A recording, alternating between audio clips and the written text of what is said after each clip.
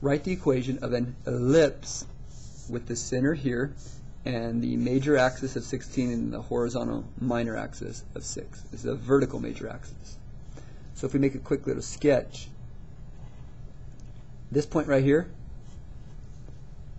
that's negative 2, 7. All right? And this length right here, this major axis, this long stretch, well, that whole thing is 16. So what would half of it be? What would that upper half be? Well, wouldn't that just be 8, half of it? And the minor axis is this one. Well, that's 6. So that's 6.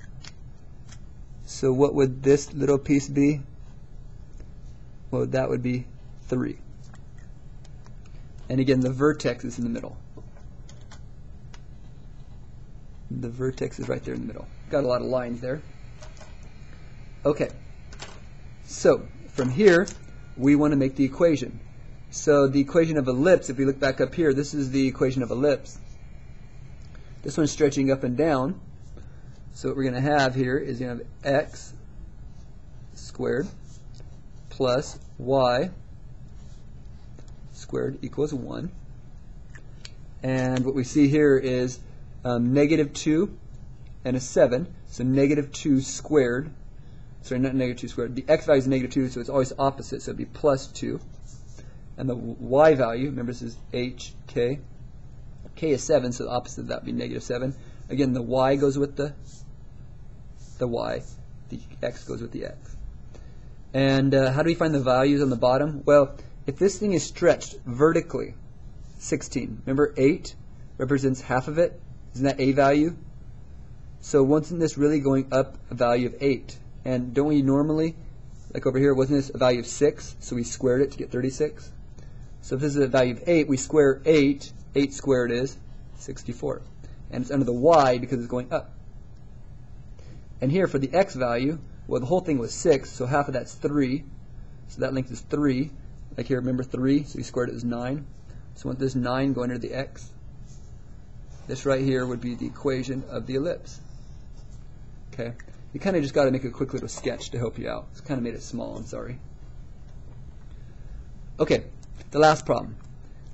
You won't have many questions in your book like this, but I need to make sure you know this because it's a pretty actually important little type of question. If we want to classify a conic, it sometimes has it in this form. Now, you can change this form, and we're going to learn it in the next couple notes, how to change this form into these forms. But the key here is the x squared and the y squared. All of this other stuff is actually worthless for classifying. All you got to do is focus on the a squared, ax squared, and the by squared. And focus on the a and the b. And that can tell you what type of graph you're going to run into really quick. Because changing the whole equation into one of these takes quite a while. And sometimes you just want to know what it is before you even change it. So if I want to know if it's a parabola. Well, if you want to know it's a parabola, look over here at the parabola form. And what you'll notice with the parabola form is, do you understand you only have one piece always squared with a parabola? So do you understand, if you only have one piece squared, do you think you're going to have an x squared and a y squared? No. So what happens with the parabola, either you're going to have a or you're going to have b. You won't have both. So for parabola, if you have a or b, not both. Now, if you know it's a circle, well, you look at a circle, well, they have a and a b. Sorry, they have both. Don't you have an x squared and a y squared? But what you notice with the parabola is it always equals a radius, which basically means that your a and your b, your stretch, your a stretch and your b stretch, aren't they always the same length? See over here your ellipse? You have an a stretch and a b stretch. The a stretch is bigger, the b stretch is smaller. Or on a circle, isn't the same length, the radius the same for both? So wouldn't that mean that your a value equals your b value? Because think of a and b basically as the denominators. A and b are kind of like, ends up being like the denominators. And what happens is your a and your b stretch, boom, boom, are equal.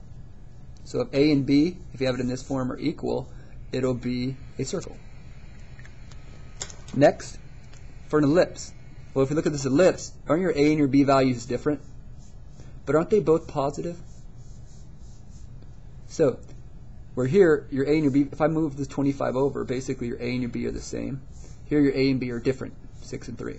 So if your A and B are different, so A does not equal B. So if A, the coefficient in front of the x squared and the coefficient in front of the y squared, sorry, A is a coefficient in front of the x squared, B is a coefficient in front of the y squared. Well, if those two values are not the same, but they are the same sign, meaning positive or negative. So if they're both same sign, positive or negative, but they're not the same, then they would be an ellipse. Now, for the last one, a hyperbola, look at the hyperbola, A and B also aren't the same, but doesn't one have to be negative? Because you have a negative here. So what's going to happen is, they both have to be different, but what happens, again, is that A cannot equal B, but